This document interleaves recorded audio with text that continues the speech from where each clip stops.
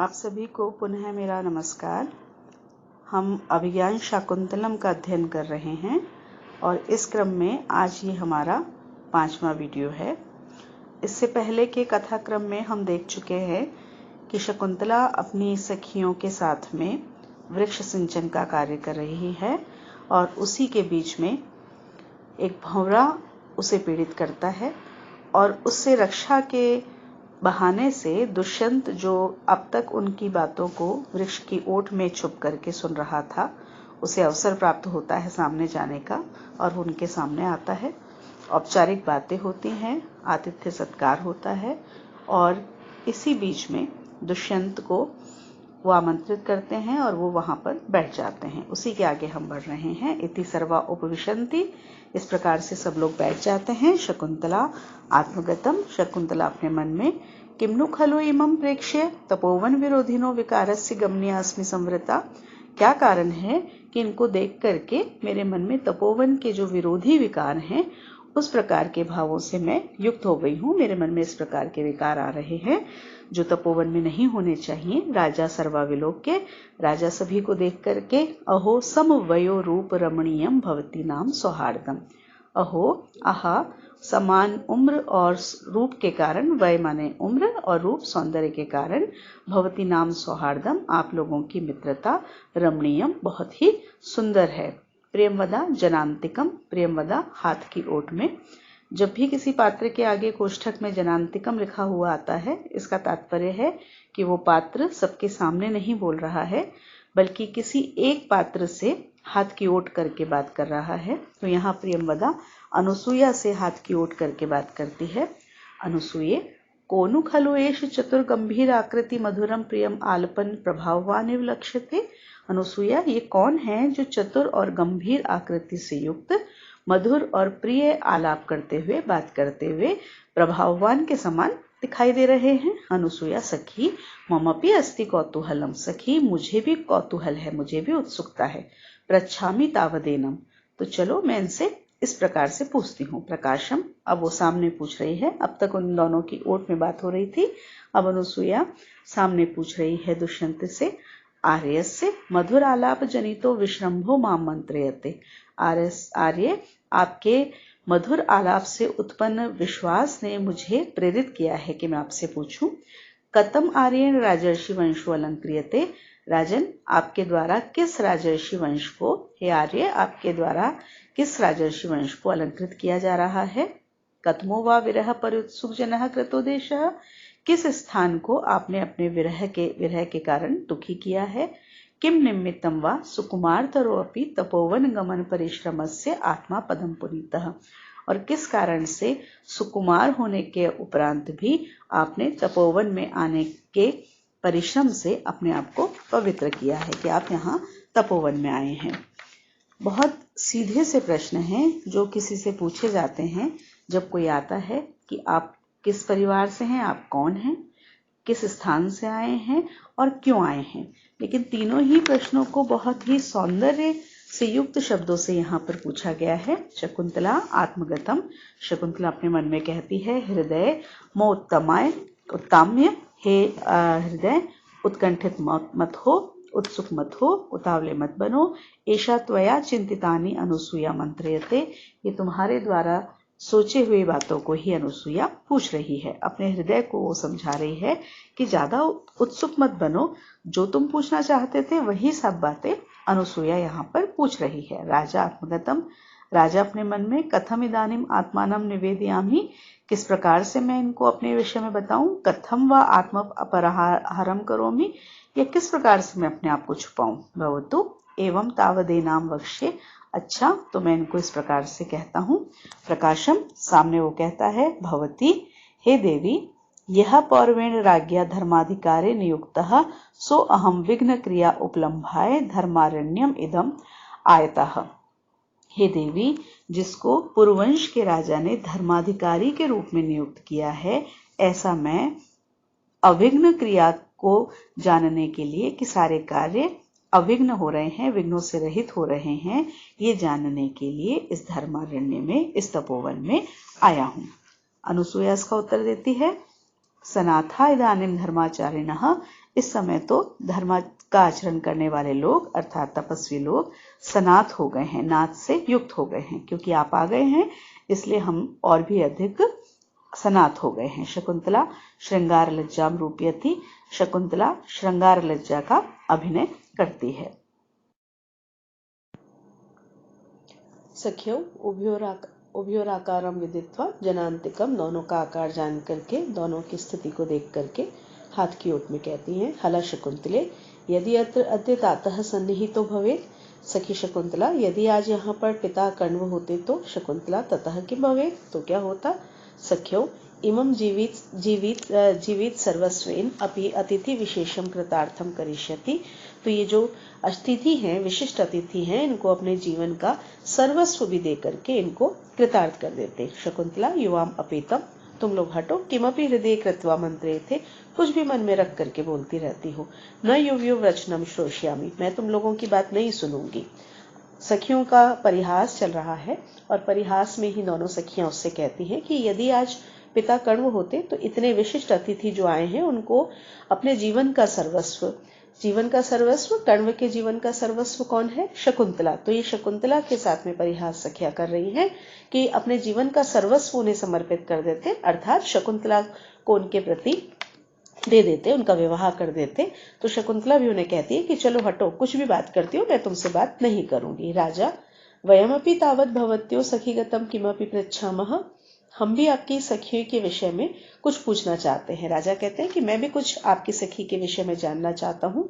सखियों, दोनों सखियां कहती हैं, आर्य अनुग्रह इव इयम अभ्यर्थना, हे आर्य, यह अभ्यर्थना, ये जो प्रार्थना है, ये अनुग्रह के समान है, एक कृपा के समान है कि आप हमारे विषय में, आप एक राजा के धर्माधिकारी हैं, हम तपोवन में रहने वाले साधारण तपस्वी कन्याएं हैं, आप हमारे विषय में कुछ जानना चाहते हैं। तो ये आपकी प्रार्थना नहीं है, बल्कि एक प्रकार से आपने हम पर एक अनुग्रह किया है कि आप हमारे विषय में जानना चाहते हैं।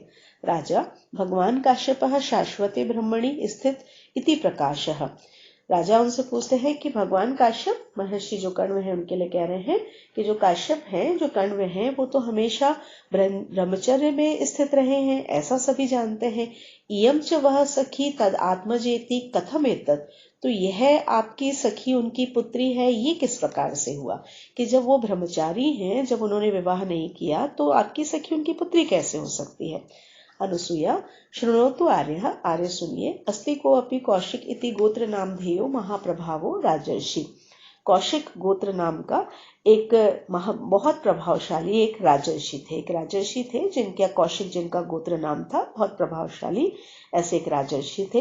राजा अस्ति श्रूयते, हाँ है, ऐसा सुना है। अनुसूया, तम आव्यो प्रिय सख्या प्रभवम अगच्छ, तो उनको हमारी प्रिय सखी का पिता समझिए, उनको हमारी प्रिय सखी का उत्पन्न होने का कारण समझिए, अर्थात पिता समझिए। उच्छितायाः शरीर संवर्धनादि भी तात्काश्यप्यो अस्याः पिता, और छोड़ी दिए जाने पर इसके शरीर के पालन पोषण के आदि के कारण तात्काश्यप इसके पिता हो गए। राजा, उच्छित शब्देन जनितम में कौतूहलम, उच्छित शब्द से छोड़ा गया ये शब्द सुनकर के मेरे मन में एक कौतूहल, एक उत्सुकता हो गई है। आमूलात् श्रोतुम इच्छामि, मैं पूरी बात जानना चाहता हूँ। अनुसूया, शृणोतु आगे, आर्य सुनिए। गौतमी तीरे पुरा किल तस्य राजर्षि उग्रे तपसि वर्तमानस्य किमपि जात शंकै दैवै मेनका नाम अप्सरः प्रेषिता नियम विघ्न कारिणी। अनुसूया कहती है कि सुनिए, प्राचीन समय में, पुराने समय में गौतमी नदी के किनारे पर जब वो राजर्षि बहुत कठिन तपस्या कर रहे थे, तो कुछ देवता जिन्हें शंका उत्पन्न हो गई थी, उस तपस्या में विघ्न डालने के लिए उन्होंने मेनका नाम की एक अप्सरा थी, उनको भेजा। अनुसूया उनको बता रही है कि विश्वामित्र एक बार बहुत कठोर तपस्या कर रहे थे, तो इंद्र को, देवताओं को ये लगा कि उनकी तपस्या से देवलोक को कोई विघ्न पैदा हो जाएगा, तो उनकी तपस्या में विघ्न डालने के लिए, कि उनकी तपस्या पूरी ना हो पाए, एक अप्सरा को भेजा। जैसा कि हम बहुत बार सुनते हैं कि कोई भी अगर तपस्या करता है तो देवलोक से, इंद्रलोक से किसी अप्सरा को भेजा जाता है, वो आकर के उनके तपस्या में विघ्न पैदा करती हैं। तो उसी तरह से मेनका नाम की अप्सरा को भेजा गया।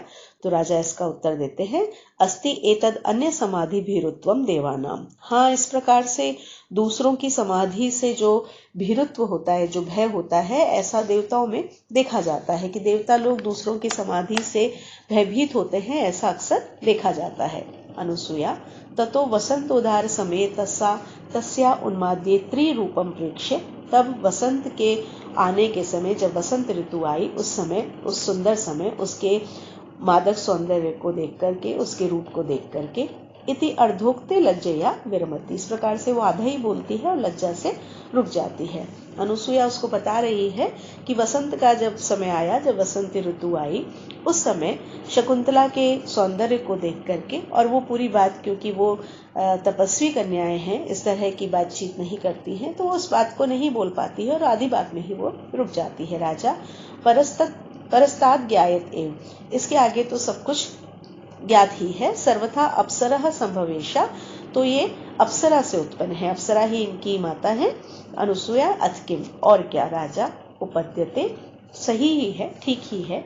मानसीषु कथम वा स्याद अस्य रूपस्य संभवः न प्रभा तरलम ज्योति उदयति वसुधा तलात्। कि सही भी है, क्योंकि मानसीषु, मनुष्यों की जो स्त्रियां हैं, मनुष्य लोक की जो स्त्रियां हैं, उसमें अस्य रूपस्य संभवः, इस प्रकार के रूप का उत्पन्न होना, इस प्रकार का जो रूप है, कथम वा स्यात्, वो किस प्रकार से हो सकता है। प्रभा तरलम ज्योति, प्रभा से, कांति से जो दैदीप्यमान ज्योति है, जो तेज है, जो विद्युत आदि का जो प्रकाश होता है, वो वसुधा तलात्, वो पृथ्वी के तल से न उदयति, उत्पन्न नहीं हो सकता है।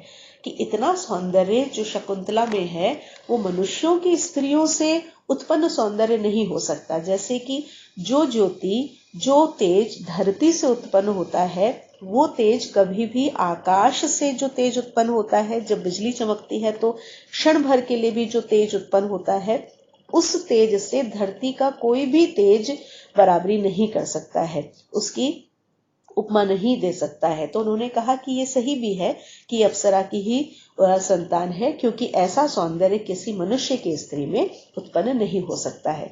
शकुंतला अधोमुखी तिष्ठति, शकुंतला नीचे मुंह करके बैठी रहती है।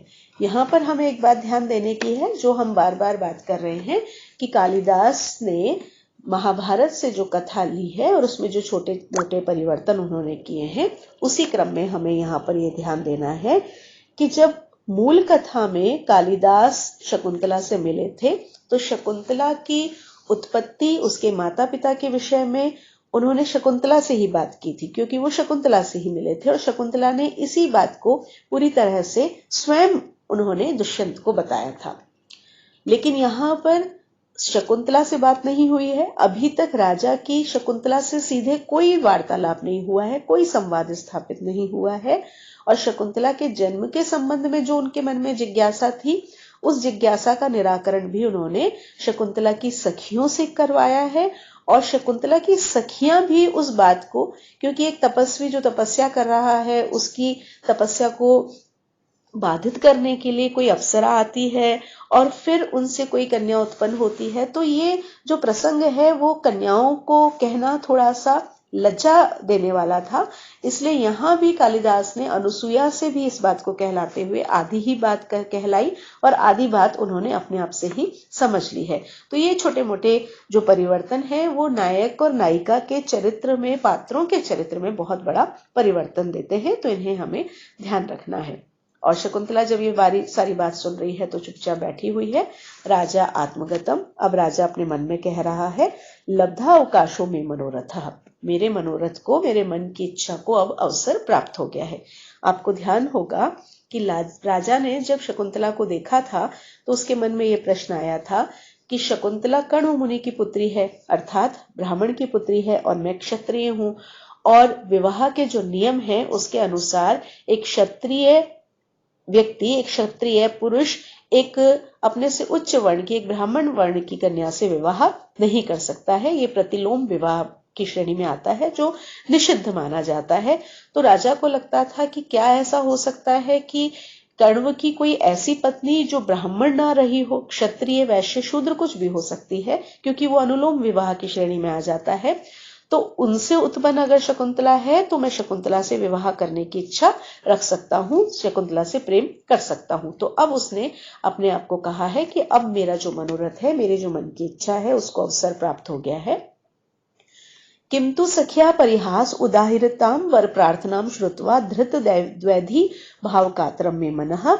लेकिन सखियों के परिहास में कही हुई, हंसी मजाक में कही हुई वर प्रार्थना की बात को सुन करके, आपस में जो वो बातचीत कर रही थी उसके विवाह की, उस बात को सुन करके मेरा जो मन है वो द्वैधी भाव से युक्त होकर के, दुविधा में होकर के कुछ कातर सा हो गया है, कुछ उत्सुक सा मेरा मन हो गया है कि यद्यपि मेरे मन को अवसर प्राप्त हो गया है, लेकिन जो ये हंसी मजाक में बात कर रही थी उसके विवाह के संबंध में, उस संबंध में मेरा जो मन है वो कुछ कुछ दुविधा में पड़ गया है, कि अभी भी उसके मन में कुछ दुविधा है जिसके विषय में वो अभी चिंतित है। अभी उसकी जो पूरी चिंता है वो दूर यहाँ पर इस बात से नहीं हुई है।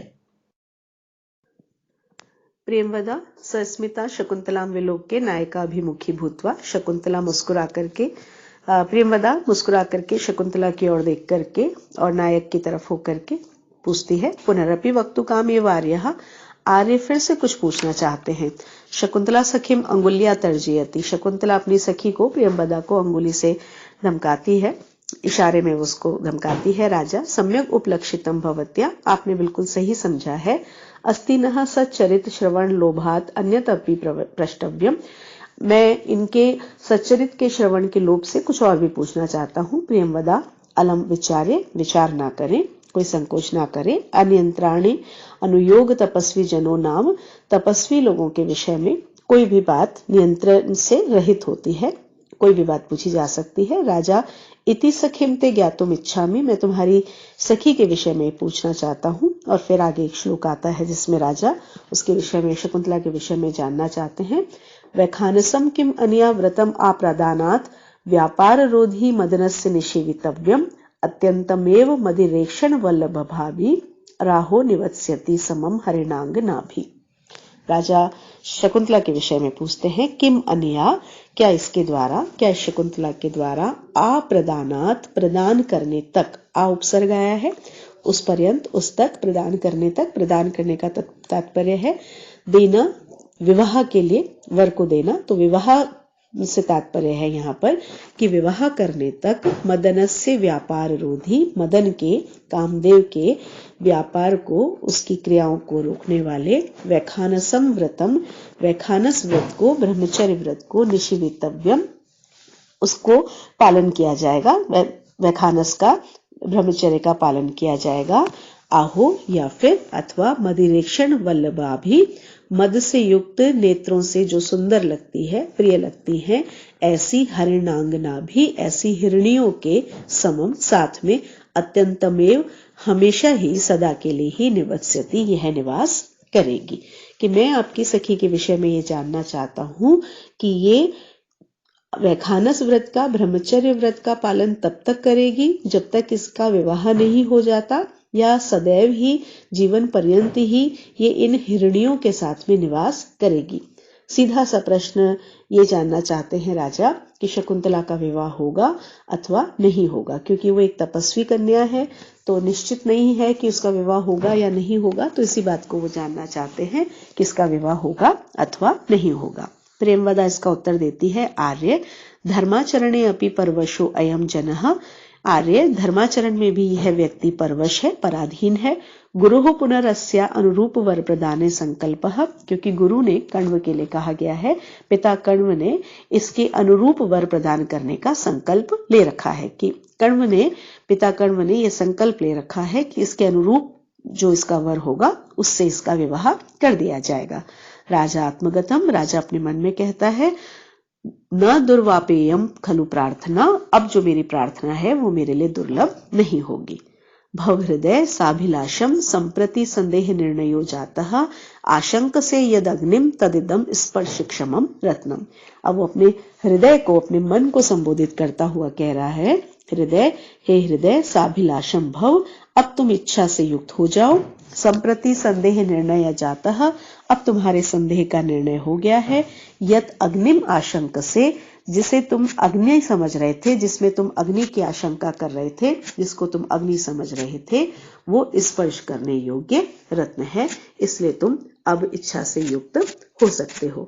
राजा यहाँ पर, जब राजा को ये ज्ञात होता है कि शकुंतला के साथ में उसका विवाह हो सकता है, शकुंतला का विवाह होगा, इसलिए वो शकुंतला से विवाह की इच्छा रख सकता है, तो उसने अपने हृदय को भी स्वीकृति दी है। अब तक उसने अपने हृदय को भी स्वीकृति नहीं दी थी कि वो शकुंतला से प्रेम का व्यवहार करे कि हे हृदय, अब तुम इसके प्रति इच्छा से युक्त हो सकते हो, क्योंकि अभी तक जिसको तुम सोच रहे थे कि वो अग्नि के समान है, अग्नि को यदि हम स्पर्श करते हैं तो हमारा जो हाथ है वो जल जाएगा, वो वास्तव में अग्नि नहीं थी बल्कि स्पर्श के योग्य रत्न है। जैसे एक रत्न में भी प्रकाश होता है किंतु उसको स्पर्श किया जा सकता है, तो शकुंतला अग्नि नहीं है कि उसे स्पर्श नहीं किया जा सकता, उसे चाहा नहीं जा सकता, उसकी आकांक्षा नहीं की जा सकती, वरन वो एक स्पर्श के योग्य, इच्छा के योग्य एक रत्न के समान है। तो हे हृदय, अब तुम उसकी इच्छा कर सकते हो, उसके प्रति अभिलाषा कर सकते हो।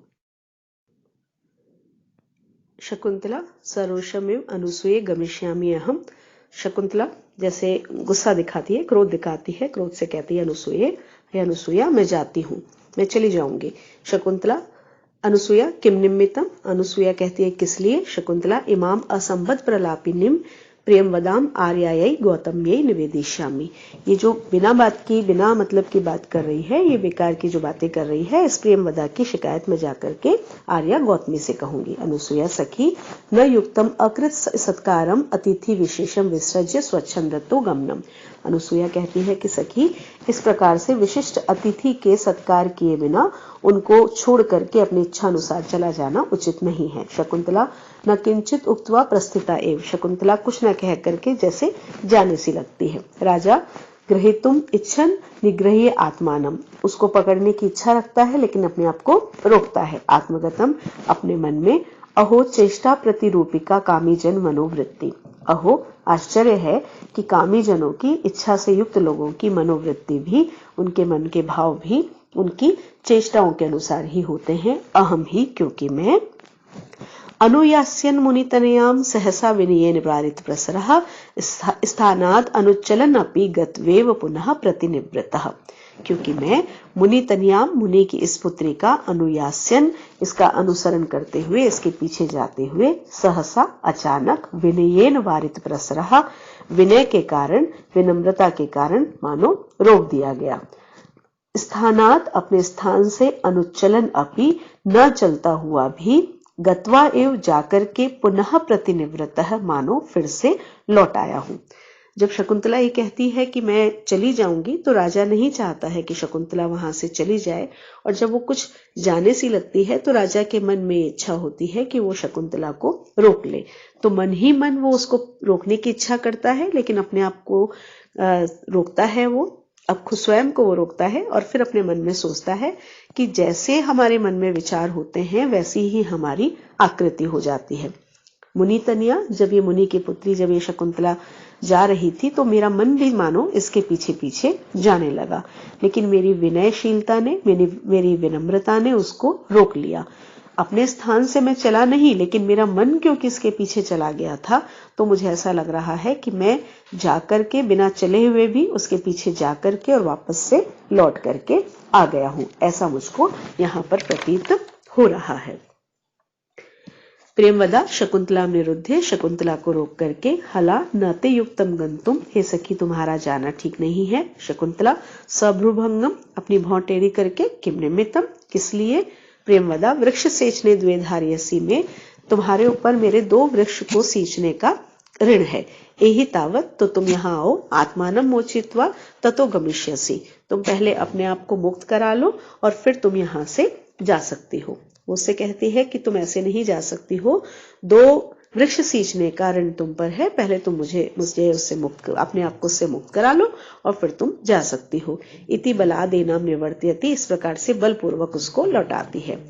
प्रेमवदा ऋण मुक्त के लिए शकुंतला को नहीं रोकना चाहती है, वो सिर्फ शकुंतला को रोकना चाहती है। ये सिर्फ एक बहाना वो बनाती है, जिस बहाने से वो शकुंतला को यहाँ पर रोकना चाहती है। राजा भद्रे वृक्ष सेचनातेव परिश्रांताम अत्र भवतिम लक्ष्ये। फिर राजा उस बात पर कहता है कि हे भद्रे, वृक्षों को सींचने के कारण ये थकी हुई सी दिखाई दे रही हैं, तथा ही अस्या, क्योंकि इसके। और श्लोक में वो उसका वर्णन करता है शकुंतला का। स्रस्तांसाम अतिमात्र लोहित तलौ बाहु घटोत्क्षेपणात् अद्यापि स्तनवे पथुम जनयति श्वासः प्रमाणाधिकः स्रस्तं कर्ण क्षीरीशरोधि वदने घर्मांभसाम जालकम बंधे स्रंसिनी चैक हस्तयमितः पर्याकुला मूर्धजा। राजा कहता है घटोक्षेपणात्, घड़ों को उठाने के कारण, बाहु, इसकी जो दोनों भुजाएं हैं, स्रस्तांसो, झुके हुए कंधों वाली हो गई हैं, अतिमात्र लोहित तलों, और जो उसके तल हैं, जो हथेलियां हैं, वो अत्यधिक लोहित लाल रंग की हो गई हैं। प्रमाणाधिकः श्वासः, मात्रा से अधिक जो श्वास है, अद्यापि, अभी भी, स्तन वे पथुम जनयति, इसके स्तनों में कंपन उत्पन्न कर रहा है। वदने, मुख पर, कर्ण शिरीष रोधी, कानों में पहने हुए शिरीष के पुष्प को रोकने वाला, घर्मांभसाम जालकम, पसीने की बूंदों का जो जाल है, स्रस्तम, वो पड़ा हुआ है। बंधे स्रंसिनी, बालों के, केशों के खुल जाने के कारण, ढीला हो जाने के कारण, पर्याकुलः मूर्धजा, बिखरे हुए बाल, एक हस्ते मितः, एक हाथ में पकड़े हुए हैं। राजा कहता है कि प्रेमवदा जब ये कहती है कि तुम्हारे ऊपर ऋण है अभी 2 घड़ों को सींचने का, तो राजा को लगता है कि शकुंतला तो पहले ही बहुत थकी हुई लग रही है, कैसे वो 2 वृक्षों को और सींचेगी। तो राजा उसका वर्णन करता हुआ कह रहा है कि ये तो पहले ही बहुत थकी हुई लग रही है, और किस प्रकार से उसके थकान का वो वर्णन कर रहा है कि क्योंकि उसने घड़े उठाए थे, तो जो उसके कंधे हैं वो झुके हुए हो गए हैं, दोनों कंधे उसके झुके हुए हैं। क्योंकि उसने हाथों में घड़ों को उठाया था, तो जो उसके हाथ हैं, उसकी जो हथेलियां हैं, वो बहुत अधिक लाल हो गई हैं। जब कोई श्रम का कार्य होता है, तो जो श्वास की गति होती है वो तीव्र हो जाती है, तो उसी को लेकर के कहा है कि इसका जो श्वास है वो मात्रा से अधिक चल रहा है, श्वास की गति तीव्र चल रही है, और उसके कारण इसके स्तनों में, इसके शरीर में अभी भी कंपन उत्पन्न हो रहा है।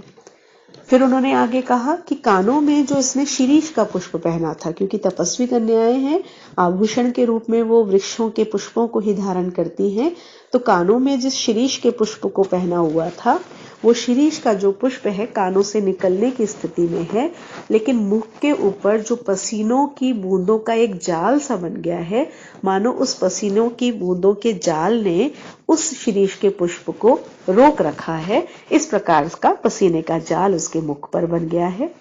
बाल उसके बिखर गए हैं, काम करते समय जब बाल इधर उधर हो जाते हैं तो बाल उसके बिखर गए हैं। उसने जो भी केश सज्जा कर रखी थी वो ढीली पड़ गई है, बाल बिखर गए हैं, और सारे बिखरे हुए बालों को उसने एक हाथ से पकड़ा हुआ है।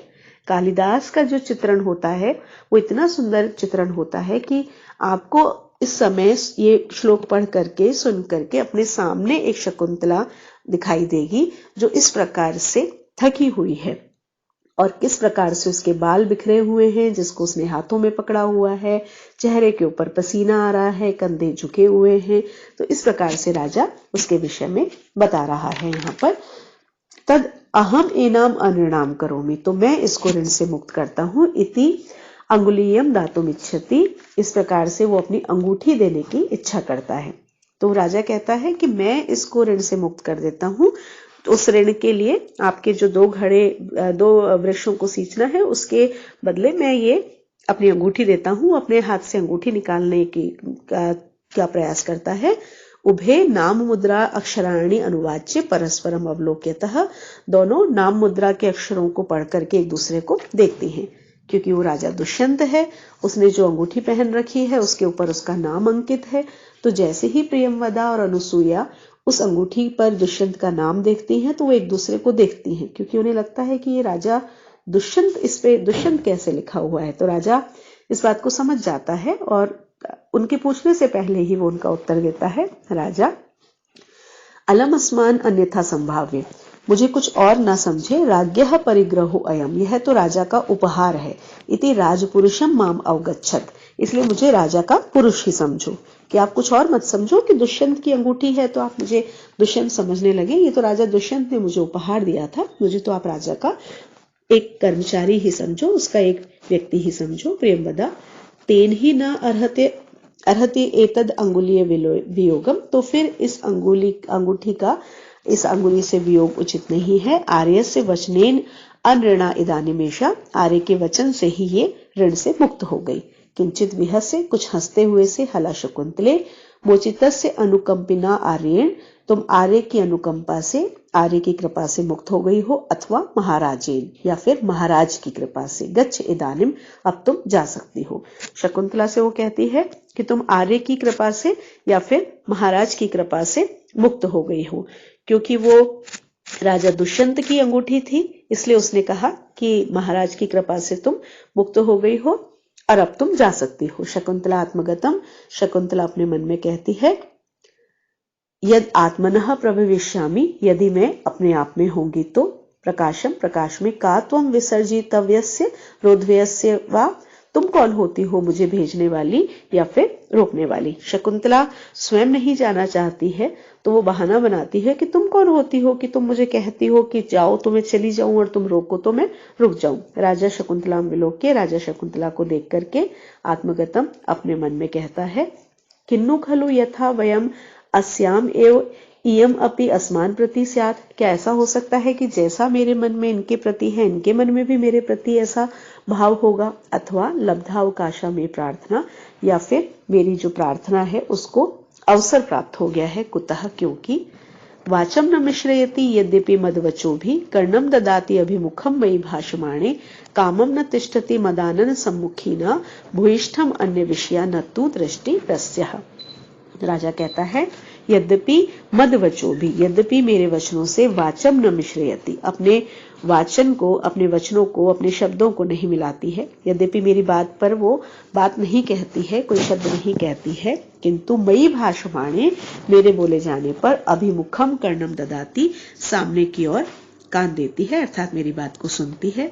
मदानंद सम्मुखी न कामम न तिष्ठति, भले ही मेरे आनंद के सम्मुख, मेरे मुख के सम्मुख बहुत देर न ठहरती हो, किंतु अस्या दृष्टि, लेकिन इसकी दृष्टि, भूयिष्ठम, बहुत अधिक, अन्य विषया न, दूसरे विषयों के प्रति भी नहीं होती है। राजा अपने मन में सोच रहा है कि जैसा भाव मेरे मन में शकुंतला के प्रति है, क्या ऐसा हो सकता है कि शकुंतला के मन में भी इसी प्रकार का भाव मेरे मन में हो। और स्वयं ही अपनी बात का उत्तर देता है कि मेरी जो प्रार्थना है उसको अवसर प्राप्त है। क्यों अवसर प्राप्त है? क्योंकि यद्यपि शकुंतला मेरी बातों का प्रत्युत्तर नहीं देती है, जो मैं बोलता हूँ उस बात का वो शब्दों से प्रत्युत्तर नहीं देती है, लेकिन मेरी बात को सुनती है। उसका जो ध्यान है, उसके जो कान है, वो मेरी बात की तरफ लगे रहते हैं। दूसरी चीज कि भले ही वो मेरे मुख के सम्मुख बहुत ज्यादा नहीं देखती है, केवल मुझे ही देखती रहे ऐसा नहीं होता है, लेकिन उसकी जो दृष्टि है वो बहुत अधिक दूसरी चीजों पर भी नहीं ठहरती है। तो मेरी बातों को सुनना, उन पर ध्यान देना, दूसरी तरफ ध्यान ना देना, ये सब इस बात के प्रतीक हैं कि जैसा भाव मेरे मन में शकुंतला के प्रति है, वैसा ही भाव, वैसी ही उत्सुकता शकुंतला के मन में भी मेरे प्रति उत्पन्न हो गई है। इतने में पीछे से आवाज आती है, नेपथ्य, भो भो तपस्विनः, अरे अरे तपस्वियों, सन्निहिता तपोवन सत्व रक्षायै भवतः, आप सब लोग तपोवन के प्राणियों की रक्षा करने के लिए उनके आसपास रहें। प्रत्यासन्नः किल मृग्या विहारी पार्थिवो दुष्यंतः, क्योंकि शिकार के लिए, शिकार का जो शौकीन राजा दुष्यंत है वो यहाँ आसपास ही है। तुरग खुर हतस्तथा हि रेणु विटप विषक्त जलाद्रवर्गलेषु पतति परिणतारुण प्रकाशः शलभ समूह एव आश्रम ध्रुमेषु। उसका वर्णन करते हुए वो कहते हैं, तथा ही, क्योंकि, तुरग खुर हतः, तुरग घोड़ों के खुरों से उड़ाई हुई, परिणत अरुण प्रकाशः, परिणत परिणाम में, परिणाम पहले भी हम एक बार देख चुके हैं कि दिन कार्य हुआ और संध्या उसका परिणाम हुई, तो परिणत का तात्पर्य यहाँ पर संध्या से है। संध्या के समय के अरुण के प्रकाश ने, सूर्य का जो प्रकाश है उसके समान रेणु, ये जो रेणु है, जो धूल है, शलभ समूह एवं वो शलभ के समूह के समान, टिड्डियों के समूह के समान, विटप विषक्त जलाद्र वल्कलेषु, विटप विषक्त जलाद्र वल्कलेषु, जिनकी टहनियों पर, जिनकी डालियों पर गीले वल्कल वस्त्र पड़े हुए हैं, ऐसे आश्रम द्रुमेषु, ऐसे आश्रम के वृक्षों पर पतति पड़ रही हैं। वर्णन किया है यहाँ पर कि कैसे ये ज्ञात हुआ है कि यहाँ पर राजा दुष्यंत आसपास हैं। तो उन्होंने कहा कि वो धूल, वो धूली, वो रेणु जो संध्या के सूर्य के प्रकाश के समान है, संध्या का जो सूर्य होता है उसका जो प्रकाश होता है वो लालिमा लिए हुए होता है, और धूल का जो रंग होता है वो भी लालिमा लिए हुए होता है।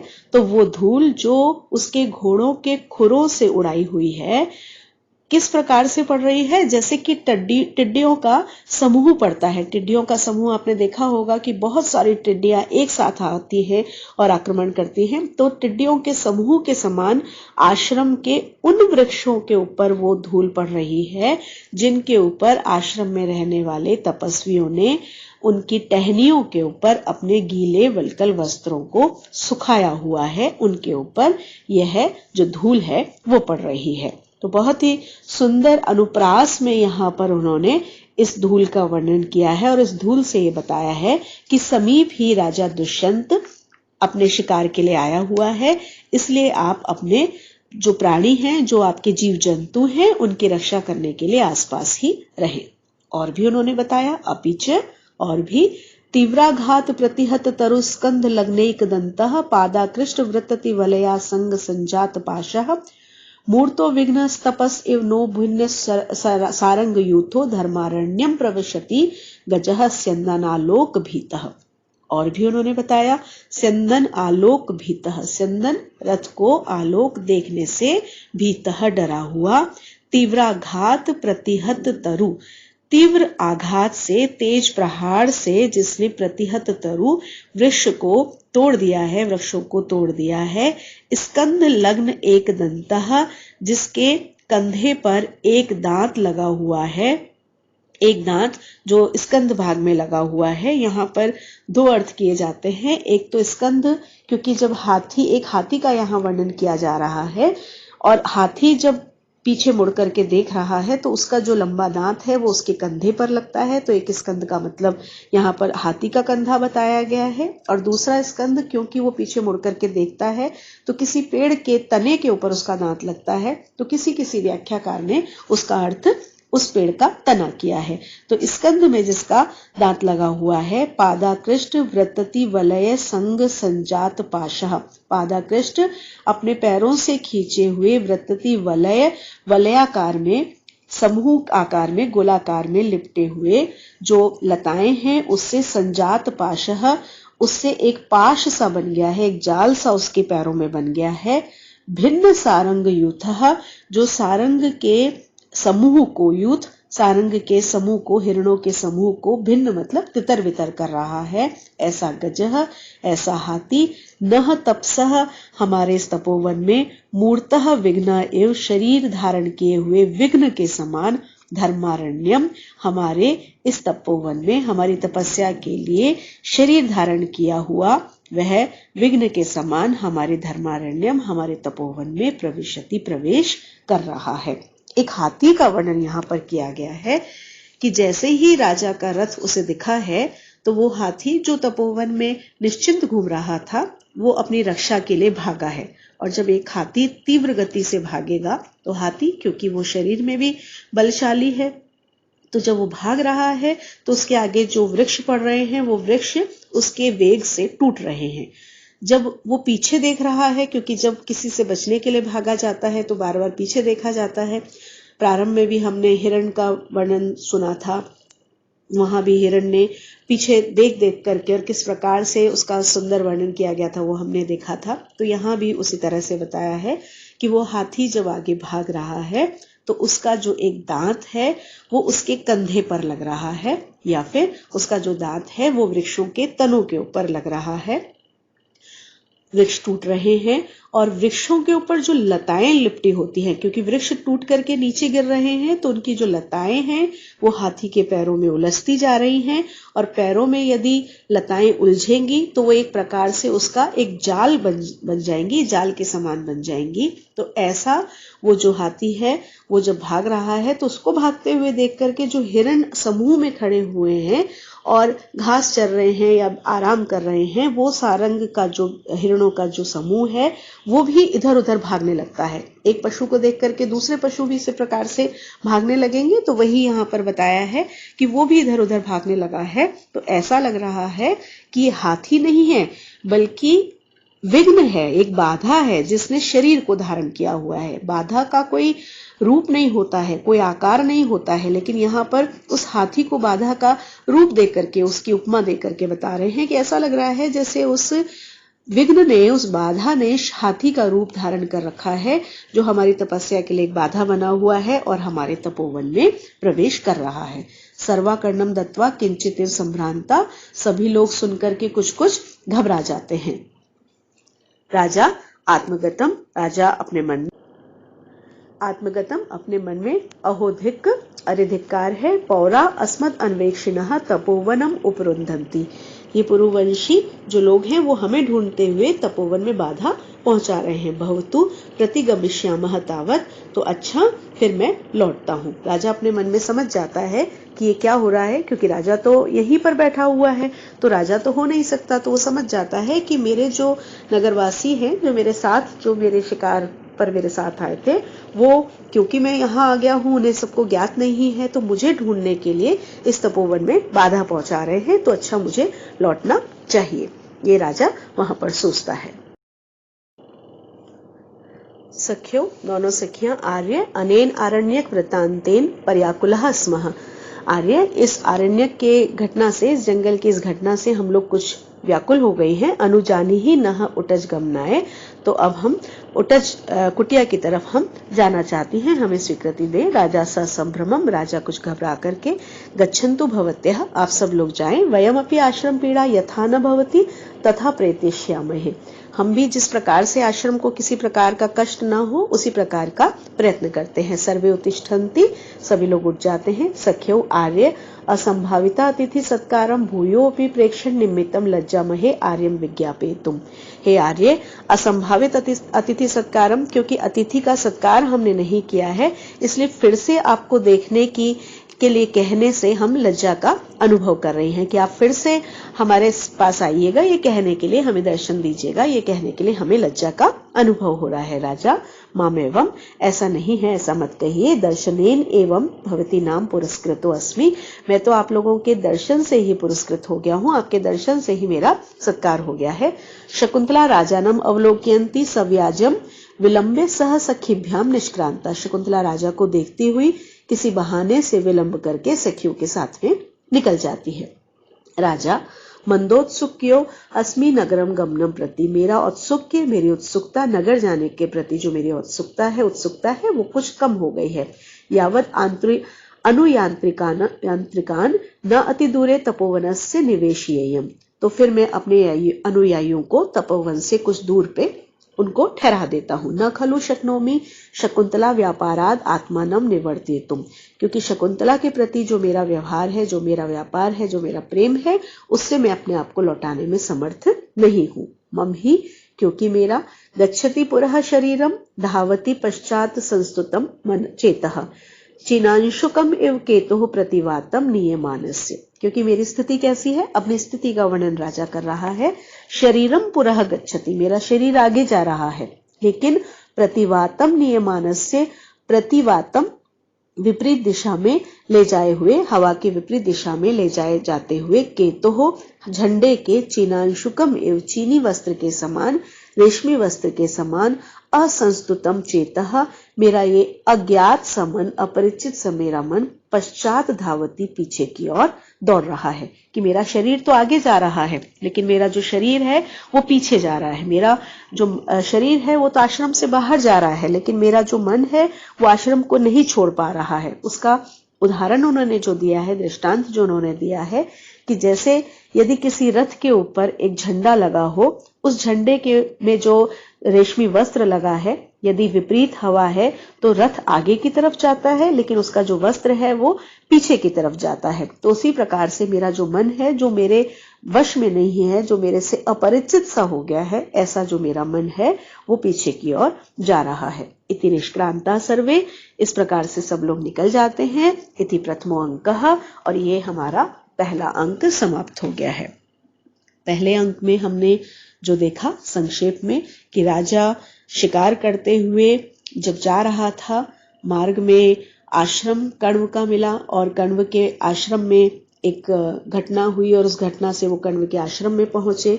वहां उसने शकुंतला को अपनी सखियां अनुसुईया और प्रेमवदा के साथ में देखा, उनकी बातचीत सुनी और एक भ्रमर बाधा के बहाने से वो उनके सामने आया। सामने आकर के उसने बताया, उसने अपने आप को स्वयं को राजा नहीं बताया, बल्कि ये बताया कि मैं राजा का धर्माधिकारी हूं। इसका कारण उसको अपने आप को छुपाना नहीं था, अपने आप को झूठ बोलना नहीं था, बल्कि इसका कारण ये था कि वो ये नहीं दिखाना चाहता था कि मैं एक राजा हूं और उस राजा का नाम सुनकर के वो जो तपस्वी कन्याएं हैं वो उससे एक बहुत दूरी बना लें, उसे बहुत बड़ा व्यक्ति समझे और उससे एक संकोच रखें। अपने आप को साधारण दिखाने की चेष्टा में उसने कहा कि मैं एक धर्माधिकारी हूं, और उनकी आपस में बातचीत होती है। शकुंतला के विषय में वो जानता है और उसे पता लगता है कि शकुंतला मेनका और विश्वामित्र की पुत्री है। कण्व ने उसका लालन पालन किया है, इसलिए वो कण्व की पुत्री है, क्योंकि लालन पालन करने वाला भी पिता होता है, इसलिए वो उसकी पुत्री है। राजा के मन में शकुंतला के प्रति प्रेम का अंकुर फूटने लगा है और शकुंतला के जो हाव भाव हैं उससे भी हमें यहाँ पर कवि कालिदास ने दिखा दिया है कि शकुंतला के मन में भी राजा के प्रति प्रेम का अंकुरण हो चुका है। तो यहाँ पर इस जो मूल कथा है, जो बाकी छोटी मोटी जो घटनाएं हैं, बाकी ये जो मूल कथा है ये यहाँ यहीं तक है इस अंक की, और इसके बाद ये कथा क्या गति लेती है दूसरे अंक में, वो अब हम अगले वीडियो में देखेंगे। और यहीं पर हमारा पहला अंक अभिज्ञान शाकुंतलम का समाप्त होता है। धन्यवाद।